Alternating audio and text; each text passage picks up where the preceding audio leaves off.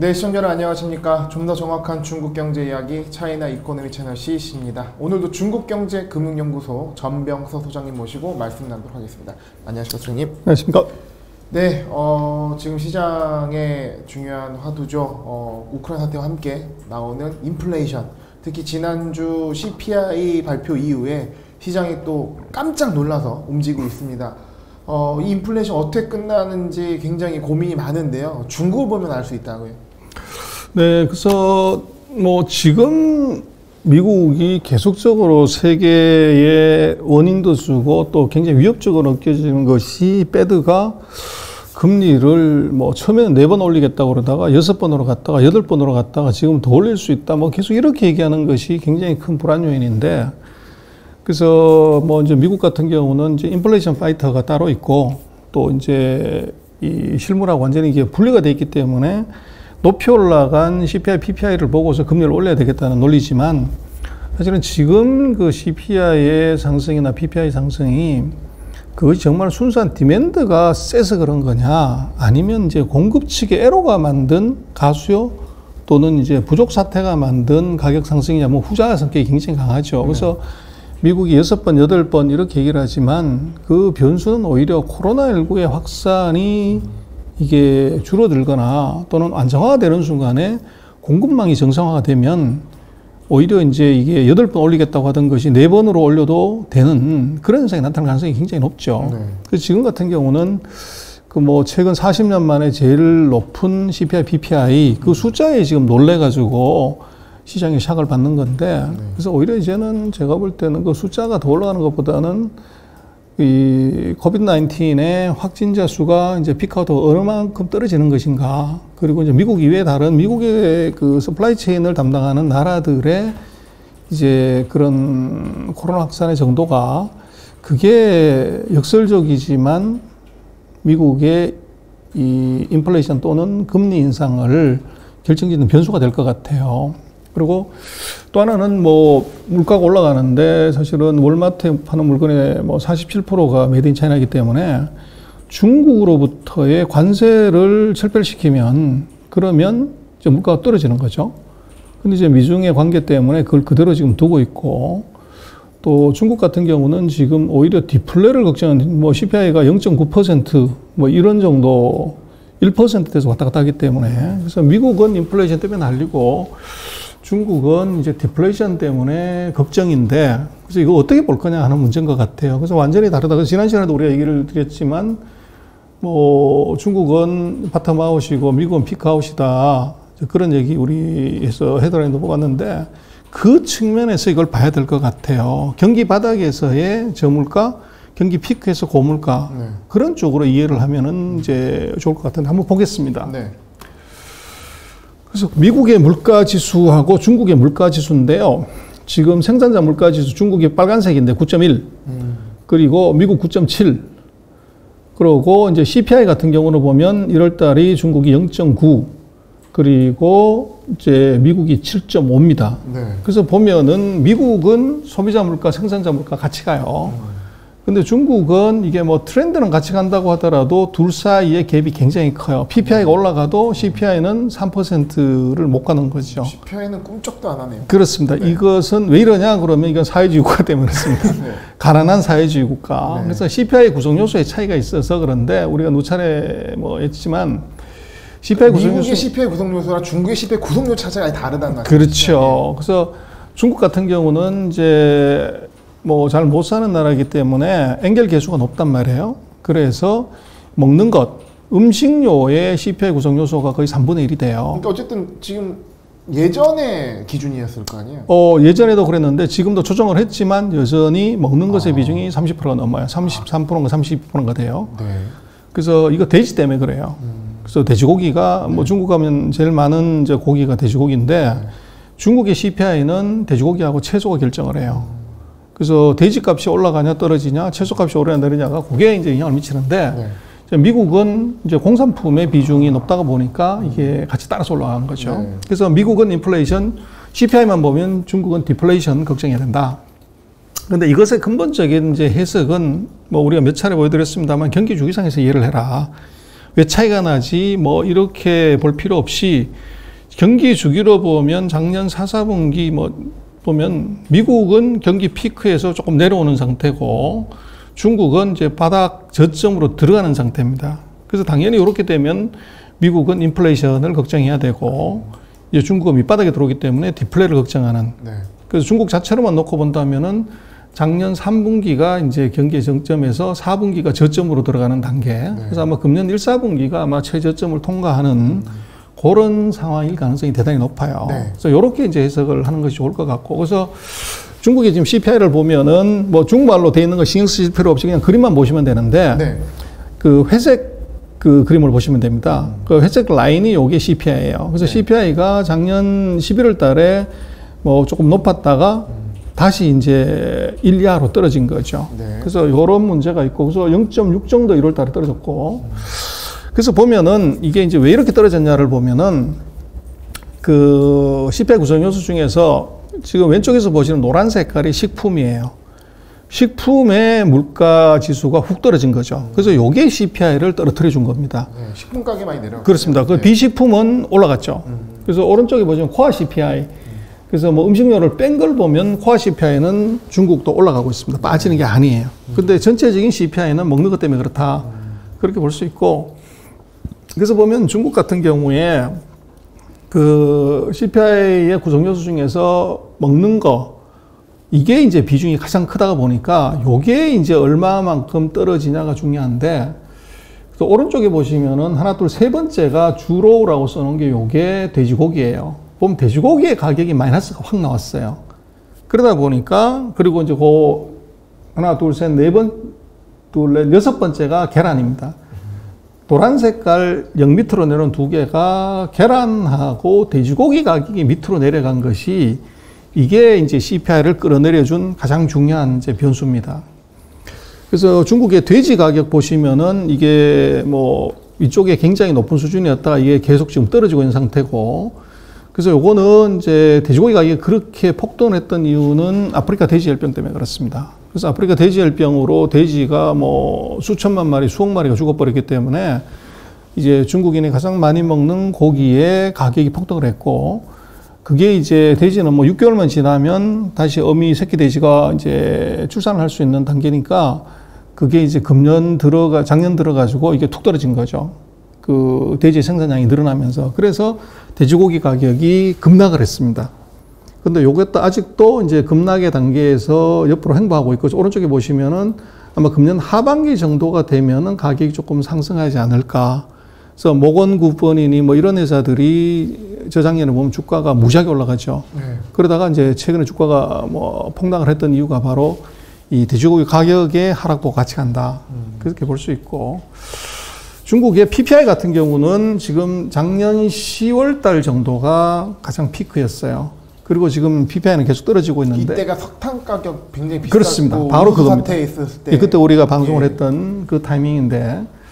그래서 이제 놓고 보면 중국도 지금 그 천연가스, 석탄, 비철금속, 뭐 요런 것들의 이제 가격이 중요한데, 이거가 지금 가격이 안정이 돼요. 요 이유는 뭐냐면 정부가 통제 들어가서 그렇습니다. 그래서 생산량, 지난번에 우리 10월달, 11월달에 봤던 거죠. 여수수 사태 포함해서 이게 가격이 폭등하니까 매점 매석이 생겼고, 그 전 단계는 중국이 탄소 중립하기 위해서 석탄 생산 줄이고 전력 생산 줄였더니 이것이 이제 비철금속의 생산량도 줄고, 이래서 이제 확 올라갔던 건데, 정부가 석탄 생산 증가, 전력 공급 정상화, 이러니까 이제 비철금속의 그 생산 활동이 정상화가 된 게 있고, 근데 그 사이에 이제 폭등하니까 매점 매석했던 것을 정부가 조사를 하기 시작한 거죠. 그래서 매점 매석하면 감옥 보낸다. 그래서 이제 시장에 물량이 나오면서 가격이 떨어지고 안정화가 된 겁니다. 그래서 지금 CPI, PPI는 뭐 중국 같은 경우는 미국과는 좀 다른 상황이 보여졌고, 오히려 이제 그런 의미는 뭐냐 그러면 CPI가 0.9 뭐 이렇게 왔다는 것은 돈을 풀어야 된다는 거죠. 인플레이션을 만들어야 되니까. 그래서 오히려 이제 2월, 3, 4월 달에 중국의 통화 정책은 이건 확장 정책으로 가는 가능성이 대단히 높다. 그렇게 봐야 되고. 그다음에 변수가 하나가 바로 이제 중국 경기를 좌지우하는 게 올림픽입니다. 그래서 올림픽에서 핵심은 올림픽 자체가 아니고 이 확진자 숫자입니다. 그래서 지금 중국을 보면 물론 물백신이라고 하긴 하는데 이 100명당 그 백신 접종자 수가 207%까지 왔습니다. 그래서 2번씩 맞았다는 거죠. 네. 그래서 상대적으로 이제 이게 높아져 있고, 그리고 이제 정부의 코로나 통제 지수, 이제 뭐 중국이 전 세계에서 가장 엄격한 코로나 통제를 하고 있는데, 요게 1월 달까지는 뭐 굉장히 높게 했다가 2월 달 들어서는 통제가 좀 낮아지고 있습니다. 그래서 요거 하는 추이군요. 그렇죠. 네. 그래서 이제 그것의 의미는 바로 일별 확진자 수인데, 올림픽 하고 나서 이게 일별 확진자 수가 36명, 21명, 2월 달 들어서는 9명까지 떨어져요. 그러다가 지금 한 50명 정도, 2월 6일에 45명인데 지금도 50명 이하에서 유지가 됩니다. 근데 이게 우리가 지금 5만 명, 6만 명 뭐 이러잖아요. 근데 우리가 5천만이 그러는데 중국이 14억에 이제 50명, 이것은 뭐 충분히 통제 가능하다 이렇게 봐야 되고, 그래서 이제 뭐 중국 같은 경우는 올림픽 끝나고 나면 어떻게 할 거냐 하는 건데, 결국은 뭐 한국에서는 그 제로 코로나 정책을 계속 유지할 거다 그러는데 제가 볼 땐 그럴 가능성이 없어요. 그래서 제로 코로나 정책을 입으로는 유지하는 척 하면서 실질적으로 제일 중요한 것은 먼저 격리라든지 이 기간을 단축하거나 없애는 것. 그래서 지금 중국 같은 경우는 중국 안에서도 다른 지역으로 이 출장을 가거나 이동을 하면 3주 격리를 해야 돼요.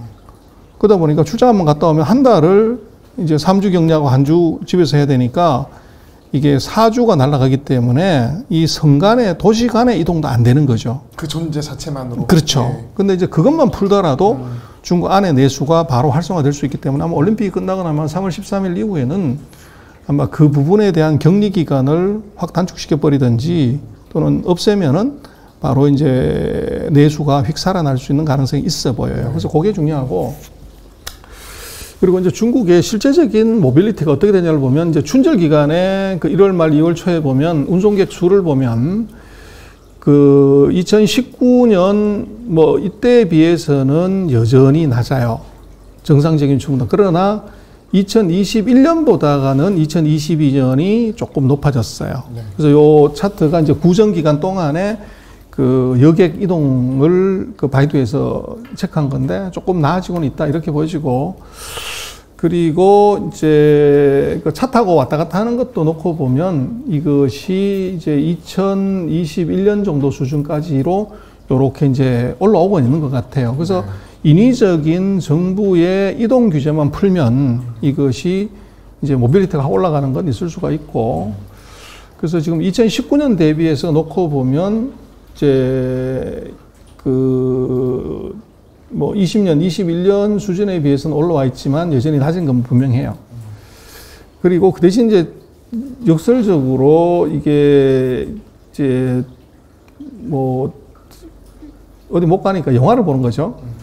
근데 이제 2022년에는 워낙 그 세게 통제를 해버리니까 2021년에는 영화 보러 많이 가가지고 그 이제 영화 판매 수입이 좀 늘었는데 2020년 좀 줄어들었어요. 그래서 이 정부가 엄격하게 통제하고 있다는 얘기죠. 네.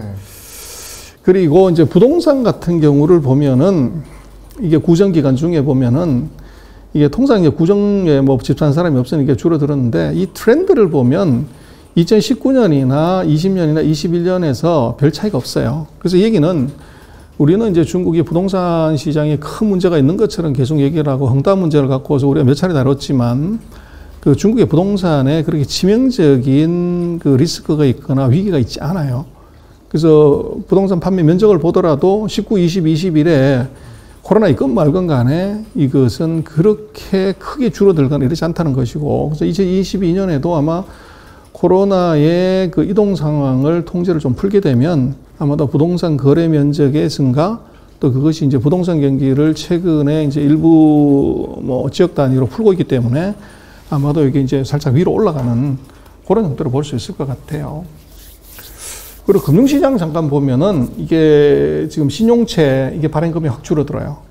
그래서 요것은 뭐 경기가 안 좋으니까 기업들이 자금 수요가 줄어든 것도 있고, 또 건설업체 같은 경우는 정부가 엄격하게 이게 신용채 발행을 통제했기 때문에, 그래서 헝다 같은 문제가 있었기 때문에 전체적으로 신용채 발행 금액은 많이 줄어들고 있습니다.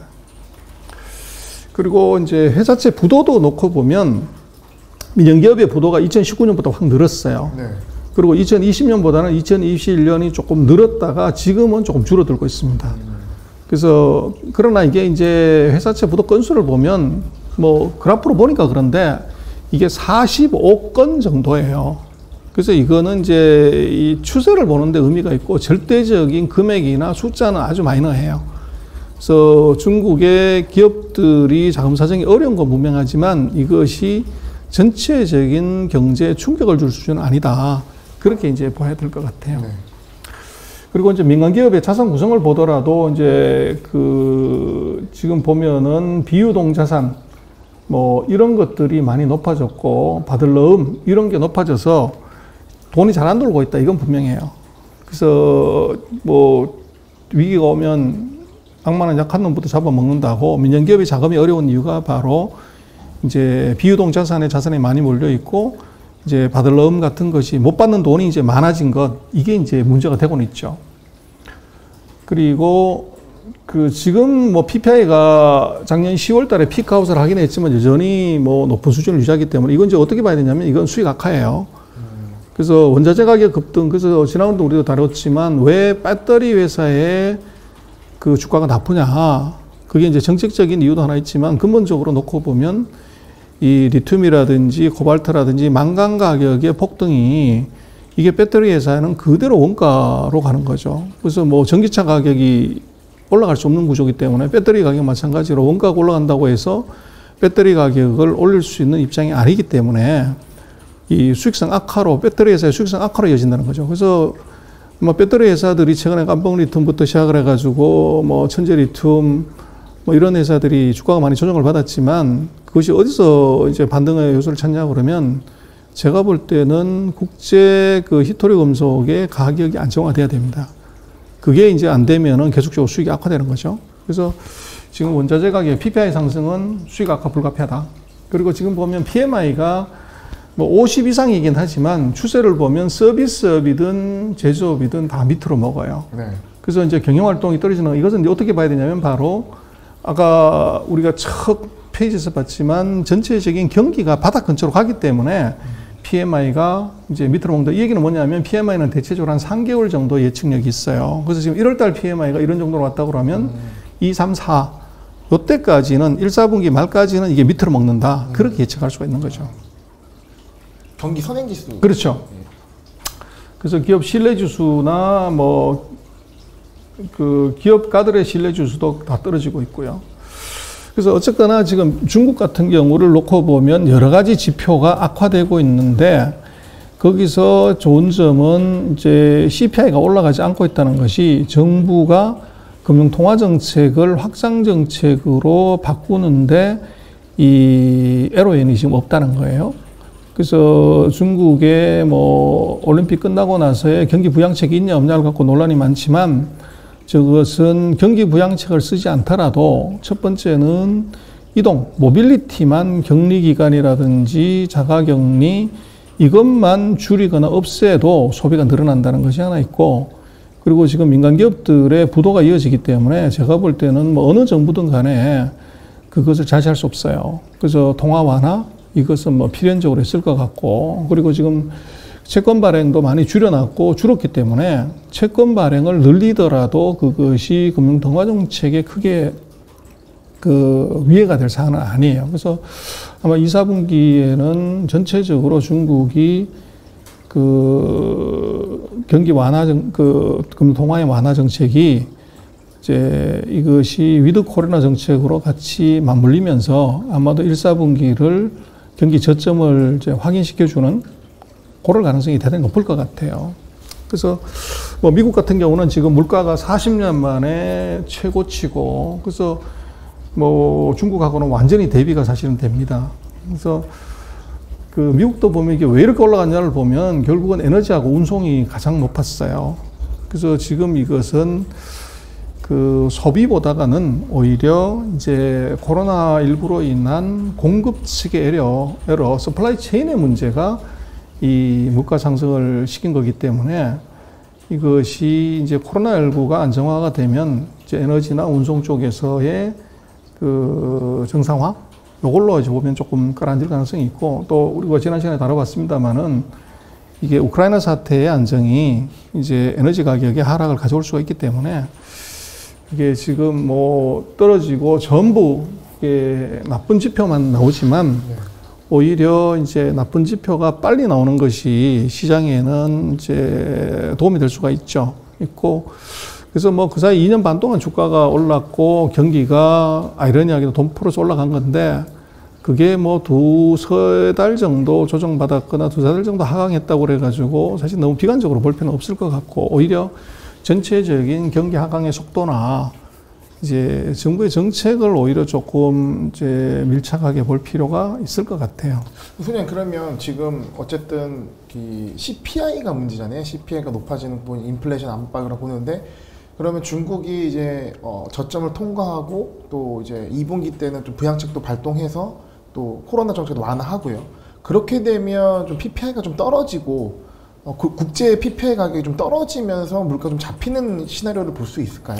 충분히 그럴 수 있죠. 그래서 첫 번째는 우크라이나 사태가 어떤 형태로든 봉합이 되면은 원자재 가격이 떨어지면 이제 되는 것이고 두 번째로는 이제 전 세계적인 코로나19가 위드 코로나로 가서 생산 활동이 어느 정도 정상화가 되면 거기서 공급 체계라가 줄어들고 그다음에 중국이 위드 코로나 정책으로 가서 생산을 정상화시키고 소비를 늘린다는 것 자체가 중국 내수 경기도 도움이 되지만 그것이 이제 세계 경기를 이제 원자재나 뭐 이런 것들을 수요를 늘려주고 또 중국이 공급하는 공산품을 전 세계로 깔 수가 있기 때문에 물가를 낮춰주는 효과가 그렇죠. 그 효과가 같이 있습니다. 그래서 아까 이제 모두 얘기하신 것처럼 중국의 그 경기의 바텀아웃이 이게 이제 세계 경제를 보는데 지금으로서는 굉장히 중요한 모멘텀을 제공할 것 같아요. 그래서 다가 이제 떨어지는데 누가 먼저 이제 바닥치고 올라가냐 이것은 아무래도 이제 주목이 될 수밖에 없어요. 그래서 뭐 최근 2년 반 동안은 미국에 투자를 하거나 이런 것들에 거의 90%를 했다고 하면 이제는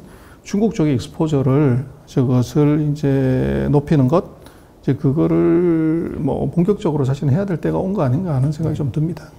네, 예전에도 말씀드렸지만 아무래도 좀 인플레이션 이슈가 가장 중요하고 지난주 CPI 또 쇼크가 있었기 때문에 다시 한번 미국의 인플레이션과 중국의 디플레에 대한 차이 그리고 앞으로 이런 PPI에 대한 국제 PPI가 좀 줄어드는 게 언제일지에 대한 예측도 함께 해봤습니다. 선생님 오늘 말씀 감사합니다. 네, 고맙습니다.